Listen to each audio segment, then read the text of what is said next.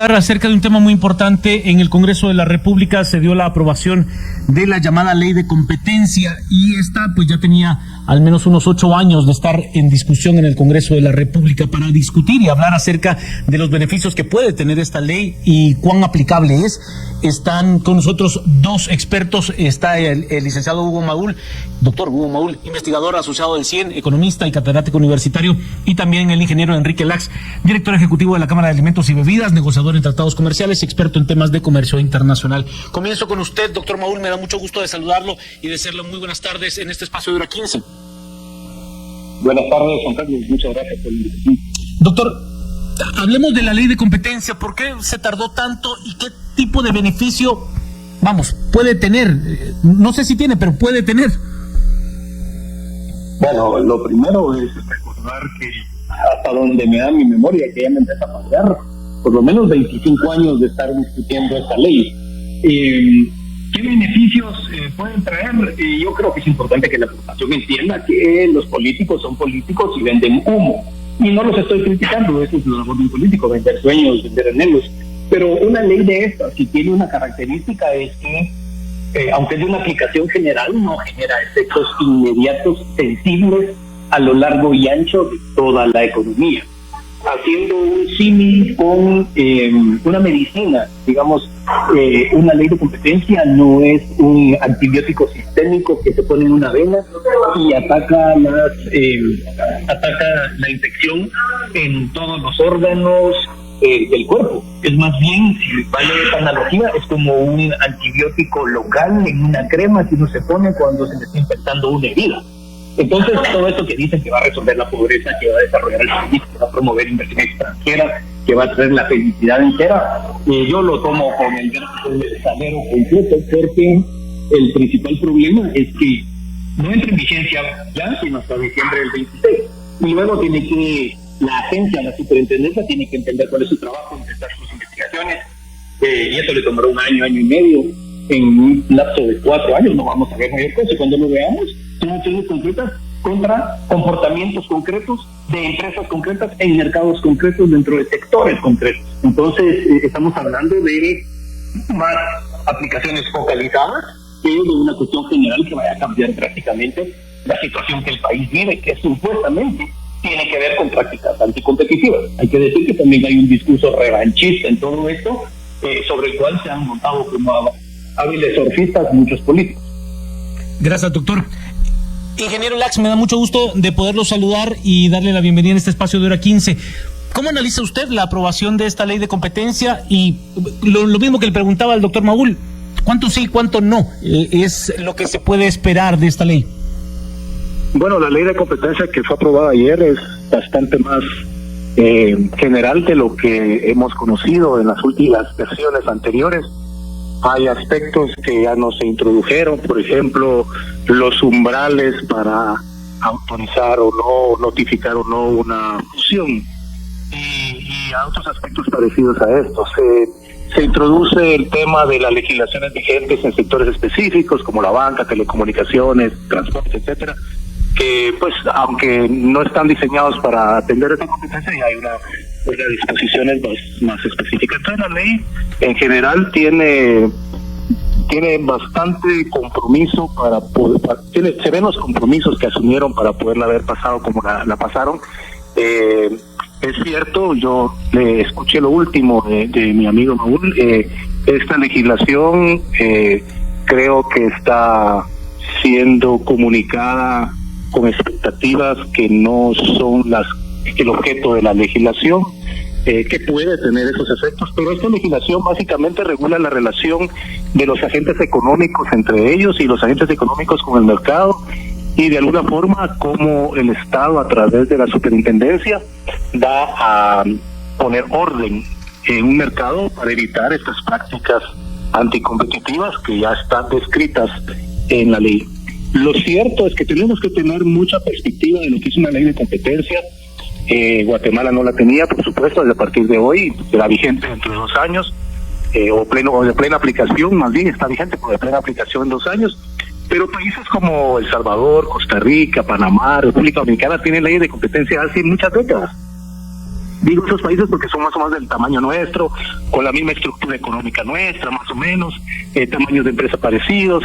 Entonces, cuando uno ve lo que en esos países ha hecho la ley de competencia, pues uno puede tomar el asunto con cierta distancia, con cierta pues objetividad, saber que pues hay algunas cosas que sí se van a poder observar, cambiar la conducta, incluso hasta sancionar si se quiere así, pero en realidad la ley de competencia va hacia mejorar la conducta en el mercado, que entren y salgan los participantes, que no haya limitaciones de cualquier naturaleza. No hay que tomar con mucho cuidado el tema de que por la ley de competencia van a bajar los precios de los productos. Ese es un asunto que tiene otras variables. También hay que tomar mucho cuidado el hecho de que por la ley de competencia va a aumentar sustancialmente la inversión. Eso también hay que tomarlo con mucha distancia, porque esos dos variables en el mercado, en esas variables económicas, tienen muchos elementos para que se pueda concretar. La ley de competencia viene a reforzar de alguna forma el andamiaje legal y de seguridad jurídica, toda vez que se aplique adecuadamente. Doctor Maúl, ¿qué podemos hablar de la institucionalidad que la aprobación de la ley le pide al Estado? Tener una superintendencia, tener una comisión, tener un directorio. Para los puristas más claros de libre mercado le hablan de tener, mayor burocracia. Bueno, a ver, a mí la burocracia en sí misma, si es una burocracia funcional que produce resultados, pues yo no tengo ningún inconveniente. El problema básico aquí, Juan Carlos, es que de alguna manera tampoco estamos haciendo este tipo de intervenciones legales siguiendo un orden lógico, porque tenemos una ley de competencia, pero no tenemos una política general de competencia, dentro de las cuales la ley sería un instrumento más. Pero bueno, ya pusimos la carreta delante de los bueyes, pues ahora habrá que ver cómo se hace para maniobrar. La preocupación que a mí me genera, más allá de los 20 millones o el dinero que pueda costar mensualmente, es el poder discrecional que se le da a las autoridades a cargo de esta materia. Porque si algo es clarísimo en esta materia, es que una ley de estas es de los 50 tonos de gris. Porque en materia de competencia es fácil tener un discurso muy alusivo, pero a la hora de tener que comprobar comportamientos, acuerdos y demás prácticas que puedan haber en un mercado, lo que uno mira a color blanco se transforma en gris oscuro, y lo que es negro se transforma en gris claro. Eso le da un poder discrecional bastante grande a esas autoridades, y todas esas concentraciones de poder y facultades discrecionales en funcionarios, no sé, yo no quiero sonar cínico, pues, pero a las experiencias me remite que cada quien saque sus conclusiones acerca de cómo funciona Guatemala en ese sentido.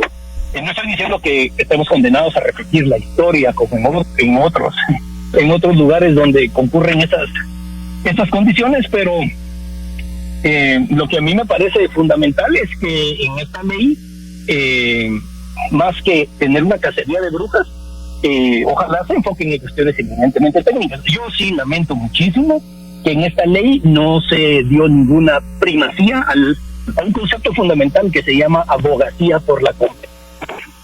Abogacía por la competencia, en lo que se enfoca es en la eliminación de obstáculos creados por el propio gobierno para que funcionen los mercados de manera competitiva. Me explico. Claro. Muchos de los comportamientos que le disgustan a las personas en el funcionamiento de los mercados, que a veces hay abusos, que se ponen de acuerdo los competidores, que no mejoran el servicio, que no bajan los precios. Una buena parte de estos tiene su origen en las propias acciones del propio Estado, que otorga privilegios, que otorga normativas que protegen a unas empresas frente a las otras, que le dan ventajas a unos frente a otros, requisitos, etcétera. Entonces, si vamos a utilizar aquí un machete para quitar prácticas anticompetitivas, habría que meterle un machetazo también al propio Estado con sus facultades de crear cotos de caza, mercados restringidos a sectores y mercados en específico donde es muy difícil para cualquier empresa poder participar. Seguimos platicando acerca de la aprobación de la ley de competencia por parte del Congreso de la República y estamos conversando con dos expertos, el ingeniero Enrique Lax, director ejecutivo de la Cámara de Alimentos y Bebidas, negociador en tratados comerciales y también experto en comercio internacional, y el doctor Hugo Maúl, investigador asociado del CIEN, economista y catedrático universitario. Ingeniero, yo quisiera conocer su opinión acerca de la creación de esta nueva institucionalidad que se plantea en la ley de competencia, incluyendo directorio, una superintendencia, incluyendo una comisión. ¿Qué nos dice de este entramado que marca la ley como previo requisito para poder tener plena acción? Mire, todas las legislaciones y todas las acciones del Estado tienen que estar enmarcadas en una institucionalidad. Tenemos institucionalidad que pudo haber asumido esa función, pues sí, pero igual una práctica internacional y que conocemos en países de la región y países más desarrollados es que siempre se pone a la institucionalidad de aplicación de la competencia como un ente independiente con sus propios recursos, su propia normativa y procedimientos. Eso es parte de lo que hemos podido observar como una buena práctica. Eso es lo que hicimos aquí. En otros países se forman fiscalías especiales o tribunales o procuradurías, pero siempre hay una institucionalidad a la par. Pues hay un directorio formado por 3 entidades, no sé si son las más idóneas. Este directorio no debería ser político, por eso cuestiono que el Congreso tenga que sentar a alguien ahí. Tal vez en algún momento se pensó que facilitaría cualquier cambio de la ley en el futuro o abogaría ante el Congreso por eso, pero eso no funciona así en la realidad. Esto debería haber sido 100% técnico del Ejecutivo. Sí creo que ahí hay un desliz de introducir un miembro del Congreso, no le veo asunto, pues siempre tiene que haber a cargo alguien. Pero el andamiaje que se crea con un superintendente, pues tiene como visos de lo que ya vivimos cuando Rentas Internas se convirtió en SAT. O sea, una cosa que podemos entender que va por ahí. Pero además de este andamiaje hay otro, se crean tribunales de lo contencioso administrativo especializados en competencia, que también son parte de este andamiaje institucional, solo que esto del lado pues del sistema de justicia. Pues, tenemos cómo funciona. Cuando uno lee la ley, pues es una cosa muy estándar, ¿verdad?, de cómo funciona una institución. No todo lo que está escrito es lo que se aplica, ni todo lo que se aplica está escrito, y eso es lo que tendríamos que observar con detenimiento, que sea una institución y con sus responsables que sean muy apegados a la ley, muy apegados a los procedimientos. Esto requiere una perfecta conocimiento y observancia de procedimientos y la ley. Y en eso pues hemos insistido como sectores de que de esa discrecionalidad de la que se habla, tiene que haber un andamiaje todavía regulatorio, aparte de la ley, y lo dice ahí, ¿verdad? Un año después de tomada posesión, el superintendente y organizar tiene que construir toda una serie de procedimientos, ordenamiento, disposiciones para que esto opere basado en criterios de observancia de la ley, de seguridad jurídica, ¿verdad? Claro. Doctor Maúl, usted me decía, mire, la ley debería de ser parte de una política nacional de competencia. ¿Qué debería de incluir esa visión más amplia, doctor? Sí, a ver, Juan Carlos, aquí hay unos elementos importantes que me gustaría a mí recalcar en relación a lo que decía Enrique, a quien le mando un saludo. Bien, una cosa es lo que queda en la letra muerta, cómo eso cobra forma, como bien decía Enrique. Aquí hace falta que pase mucha agua bajo el río.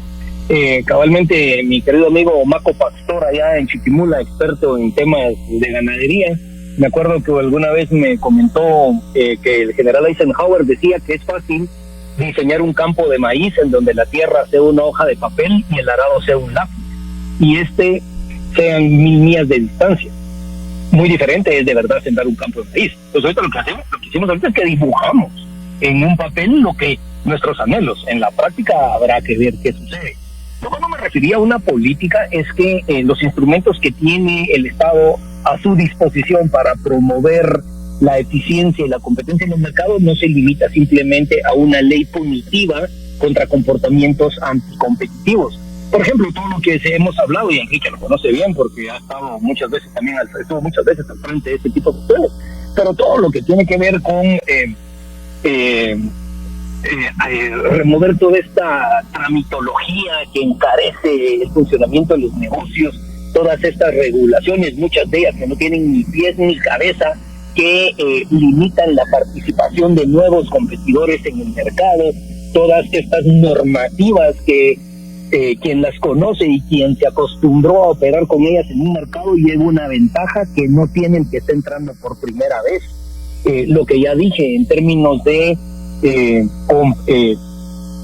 decisiones que el propio Estado toma, en la cual crea mercados protegidos con sus decisiones. Bueno, Enrique es experto en eso, él le tocó bastante todo el proceso de negociación de los tratados y desgravación arancelaria, pero en Guatemala hemos tenido industrias protegidas por grandes impuestos de importación, y todavía hoy en este día hay importantes sectores económicos y empresas que tienen una protección importante.